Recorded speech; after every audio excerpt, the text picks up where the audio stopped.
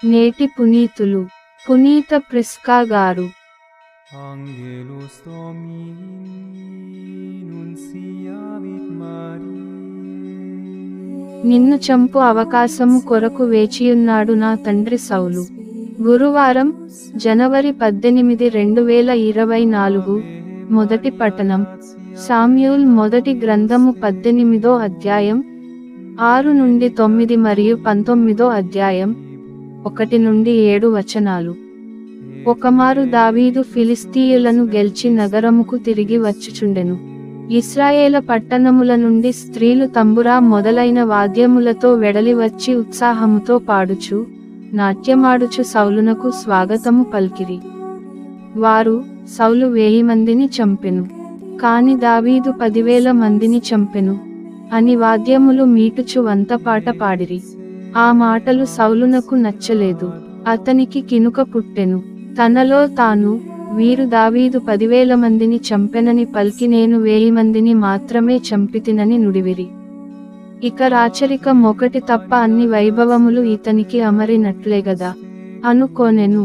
నాటి నుండి సౌలునకు దావీదనిన కన్ను కుట్టెను. సాలు తన కుమారుడు యోనాతానుతో, సేవకులతో, దావీదును వధింపవలెనని చెప్పెను.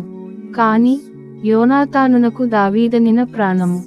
అతడు దావీదును చూచి, నా తండ్రి నిన్నెట్లయిన చంపవలెనని నిశ్చయించెను. కనుక రేపు ప్రాదుట జాగ్రత్తతో నుండుము. ఎక్కడనైనా రహస్య స్థలమున దాగికొనుము. పొలములందు నీవు దాగియున్న తావునకు దగ్గరనే నేను తండ్రిని కలిసికొని నిన్ను గూర్చి మాటాడెదను. ఆ మీదట సంగతులన్నీ నీకు తెలియజెప్పెదను అని పలికెను. యోనాతాను సౌలునకు దావీదుపై నమ్మిక పుట్టునట్లు మాటలాడెను. సేవకుడు దావీదునకు ప్రభువు ద్రోహము తలపెట్టరాదు.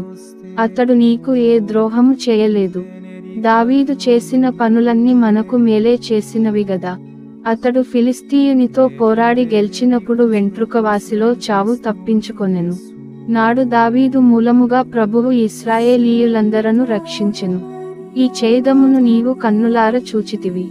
అప్పుడు మనసార సంతసించితివి. మరి ఇప్పుడీ నిరపరాధునకు కీడు తలపెట్టనేలా? కారణము లేకయే దావీదును చంపనేలా అనెను. సౌలు యోనాతాను పలుకులకు సంతృప్తి చెందెను. యావే తోడు, దావీదును చంపను అని ఒట్టుపెట్టుకొనెను. అంతట యోనాతాను దావీదును పిలిచి జరిగిన సంగతంతా వివరించి చెప్పెను. అతనిని సౌలు వద్దకు కొనివచ్చెను. దావీదు వెనుకటి మాదిరిగా సౌలు నెదుట నిలిచి పరిచర్య చేయుచుండెను. ఇది ప్రభువు వాక్కు.